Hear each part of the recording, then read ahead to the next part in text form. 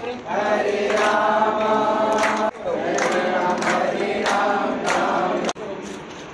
সবাই হাততালি দিয়ে গীতম হরে কৃষ্ণ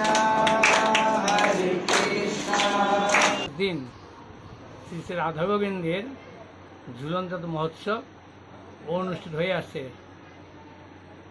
সর্বভারতেই। বিশেষ করে ঝুলনযাত্রা উৎসব, আনন্দ উৎসব সেই বৃন্দাবন ধামে রয়েছে 1 মাস পূর্বের থেকে। 1 মাস পূর্বের থেকে ঝুলনযাত্রা, এটা গোস্বামীর মন্দির রয়েছে, গোবিন্দ মন্দির, গোপীনাথ মন্দির, মদন মন্দির, শ্যামসুন্দর মন্দির, রাধারমণ মন্দির, গোস্বামীর মন্দির রয়েছে সর্বগোস্বামী। সেইখানে 1 মাস পূর্বের থেকে এক মন্দিরে ঝুলার 5 দিন সপ্তাহে আরেক মন্দিরে শুরু, এটা 1 মাস পর্যন্ত চলে এই ঝুলন যাত্রা, মানে দোলনা। রাধা গোবিন্দ ভগবানকে গোপালকে ঝুলে আনন্দ দিতে। এই ঝুলন যাত্রা হলো সেই অনুরাগ মার্গের প্রাকৃত জগৎটা নয়, এটা অপ্রাকৃত ভূমিকা যারা রয়েছেন সেই অপ্রাকৃত ভক্তদের জন্য ঝুলন যাত্রা উৎসব।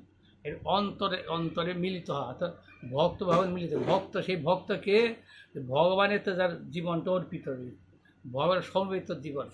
গোপীগণ, ব্রজের গোপীগণ তারা কৃষ্ণ ছাড়া কিছু জানবে না, কিছুই জানবে না। কৃষ্ণ তাদের দরকার, গোপাল দরকার, আর কিছু দরকার নেই। কিছু অপ্রয়োজন, একমাত্র প্রয়োজন কৃষ্ণ। কৃষ্ণ কৃষ্ণ প্রেম, 3 প্রয়োজন। এই ঝুলনযাত্রা মহানন্দ, ব্রজধামের আনন্দ, ব্রজের লীলা, বৃন্দাবনের লীলা।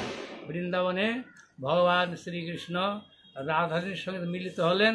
রাধারানী ভগবান শ্রীকৃষ্ণের পূর্ণ শক্তি। রাধারানী একটা স্ত্রীর লোক নন, তিনি ভগবানের অন্তরাকার শক্তি। যখন এই প্রকার রাধারানীর সঙ্গে ভগবান মিলিত হন শ্যামসুন্দর,